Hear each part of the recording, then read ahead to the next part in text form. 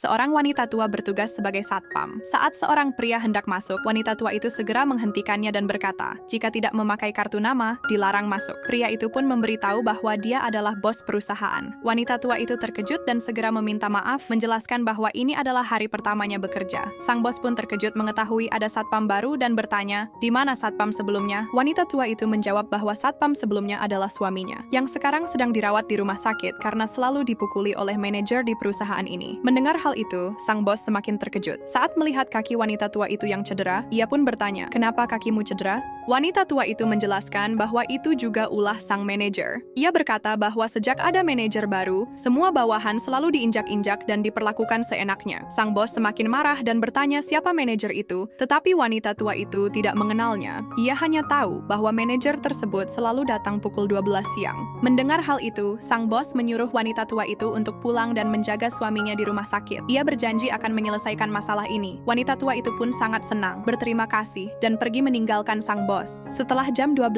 siang, sang bos menjalankan rencananya. Ia menyamar sebagai satpam untuk mengetahui siapa pelaku sebenarnya. Saat itu seorang wanita hendak masuk. Dengan cepat sang bos menghentikannya dan berkata, jika tidak memiliki kartu nama dilarang masuk. Namun dengan sombongnya, wanita itu berkata, kamu tidak tahu siapa saya? Ia kemudian mengambil kartu namanya dan melemparkannya dengan kasar ke arah sang bos. Sang bos marah dan menyuruh wanita itu mengambil kartu namanya yang jatuh, tetapi wanita itu malah tertawa dan menolaknya. Akhirnya, sang bos mengambil kartu nama itu sendiri dan mengetahui bahwa wanita itu adalah manajer baru di perusahaannya. Artinya, dialah orang yang telah membuat satpam sebelumnya masuk rumah sakit. Sang bos langsung memarahi wanita itu karena ulahnya. Namun wanita itu dengan santai berkata bahwa ia tidak peduli dan menambahkan, lagian pacarku juga manajer di sini. Mendengar itu, sang bos tertawa kecil dan langsung menghubungi manajer lainnya, menyuruhnya segera turun ke bawah dengan nada membentak. Wanita itu langsung menjatuhkan ponsel sang bos karena tidak terima pacarnya dibentak. Sang bos lalu menyuruh wanita itu mengambil ponselnya, tetapi ia menolak. Akhirnya, sang bos pun marah besar. Beberapa saat berlalu, tetapi manajer yang dipanggil tidak kunjung datang. Wanita itu pun tertawa dan menelepon pacarnya, berkata, sayang, datang ke bawah, aku digigit oleh satpam di sini. Mendengar itu, pacarnya marah dan segera turun ke bawah. Sesampainya di sana, pria itu hendak menampar sang bos. Namun ketika melihat wajahnya, ia terkejut karena yang ia hadapi ternyata adalah bosnya sendiri. Seketika, pria itu meminta maaf, tetapi sang bos berkata, pacarmu sudah sangat keterlaluan. Pacarmu sudah membuat satpam di sini masuk rumah sakit. Namun, pria itu justru berkata bahwa itu hanya bercanda. Mendengar hal itu, sang bos semakin marah. Tanpa basa-basi, sang bos langsung menyuruh mereka berdua berkemas. Akhirnya, mereka berdua dipecat dan menyesali perbuatan mereka. Jabatan bukan alasan untuk semena-mena. Kekuasaan yang disalahgunakan hanya akan berujung pada kehancuran diri sendiri.